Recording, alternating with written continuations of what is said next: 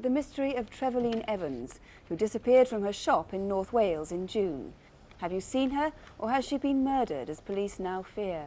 Trevaline Evans will be 53. Indeed, today's her birthday. But back in June, on a sunny afternoon, something extraordinary must have happened to her. Think back to June the 16th.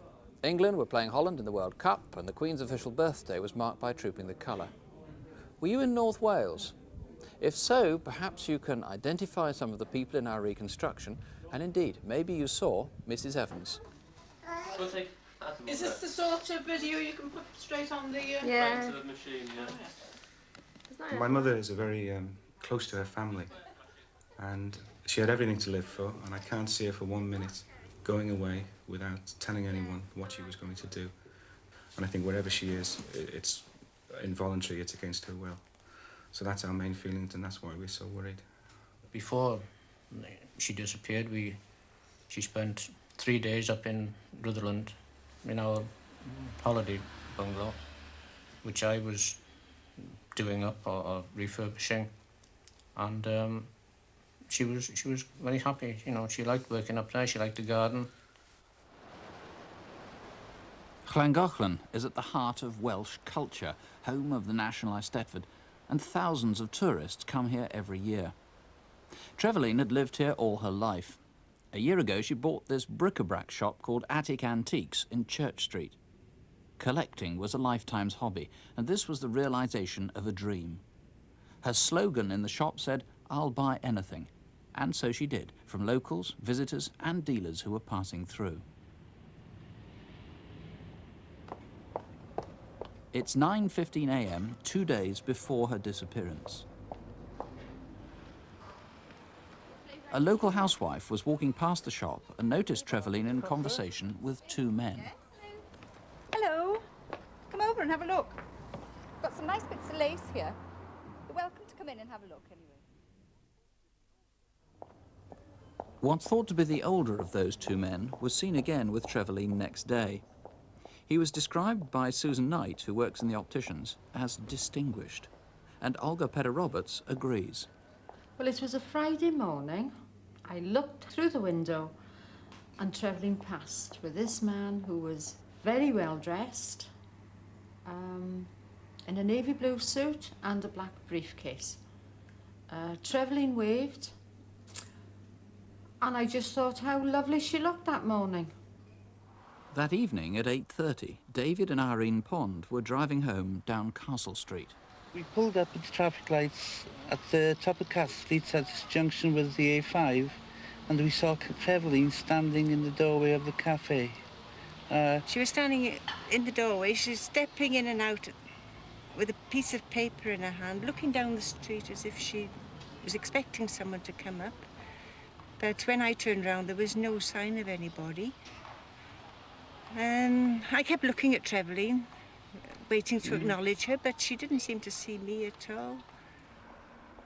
It's now next morning, 10 o'clock on Saturday, June the 16th, the day that Trevaline went missing. Doreen Dolson's general store is just down from Trevaline's own shop. Just get a pint of milk.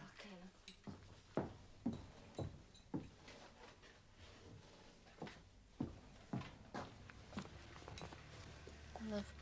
32 pence, please. She got in her purse. She got a wadder note out in her hand, and then she went deep in the purse to get the exact money out.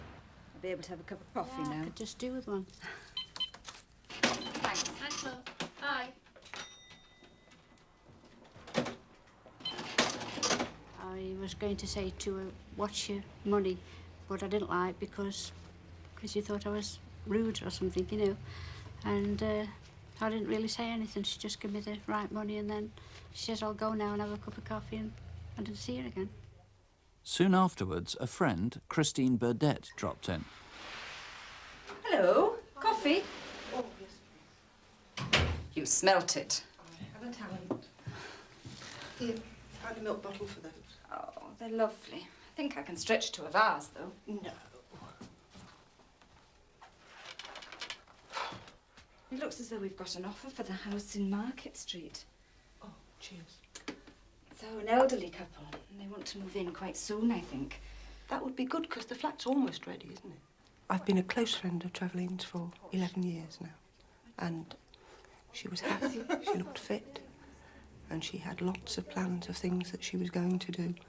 I even popped back to the shop to remind her that we were invited to a party, and she was thrilled to be going, you know, and really wanted to go. There is no way she would have gone missing, that she would have gone away voluntarily. No way. About 90 minutes later, 2 local men were driving down Church Street and saw Trevaline lock up her shop and walk down towards the A5 and the centre of town. If she ever left the shop, she'd always leave a message saying how long she'd be gone. In fact, on busy Saturdays, she rarely left for more than a few minutes.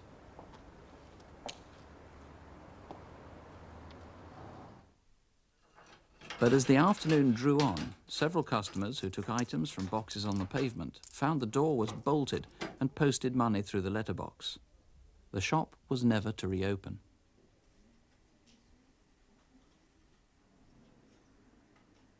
Did Trevaline go home? She was seen at 2:30 in Market Street, right beside her house, though no one saw her leave or enter. She was walking in the direction of her shop. Hello. Yet 5 minutes later, a woman like Trevaline was seen walking in the opposite direction on the A5, heading out of town beside the park which runs along the River Dee. And a few minutes after that, Marion Hatton saw a woman on a public footpath that leads up from the river. If that was Trevaline, why on a busy Saturday had she left her shop to walk down here? Then, just before 6, a woman driving up Church Street saw a man who looked to her suspicious standing outside Attic Antiques. She thinks the door to Trevaline's shop was open.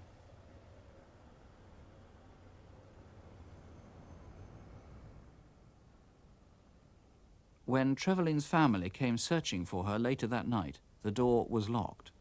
When eventually they got in, they found her compact open on the counter and her handbag still containing all her credit cards.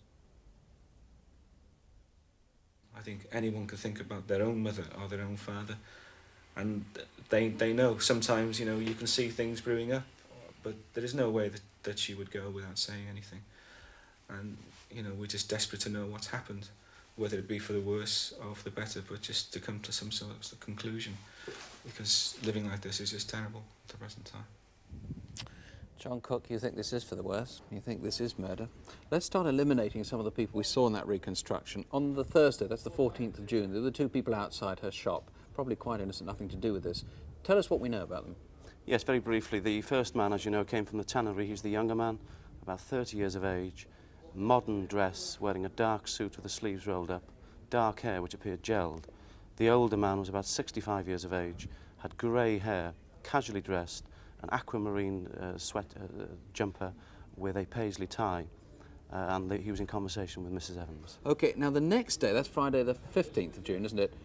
There was another man seen with her. It might have been actually one of the guys from the day before, we just don't know. But you've got quite a good description of this chap. Yes, we have. It's possibly the previous man. Now, he's described as being very smartly dressed in a dark suit or a dark blazer, brown hair going grey, about 5'10", stockily built, and he was carrying a briefcase in his left hand. A bank manager-like or an insurance salesman, I think somebody's put him, possibly an antiques dealer, and I gather you've got new evidence about this man today. Yes, we have. Fresh evidence now suggests that the same man may well have been in Gale's Wine Bar in Castle Street, Llangollen, later that same evening. Now, the day she disappeared, the evening after she vanished at 6 o'clock, was that chap seen with the car outside her shop. I should stress the witness isn't sure if the door was open or not. It might have been shut. That's correct. The door may well have been open, but the witness is not sure. He was leaning against the car. She had a shoulder view only of him, and he was wearing what appeared to be a Macintosh with wide lapels. OK, now if that was you, for heaven's sake, do ring us up. What else do you need to hear? What else can help with this inquiry? I think it's most important to stress that this is a murder inquiry. We're aware that Mrs. Evans had a wide circle of friends, both male and female, and we urge them to ring us here and contact us, and we treat whatever they say with the utmost discretion.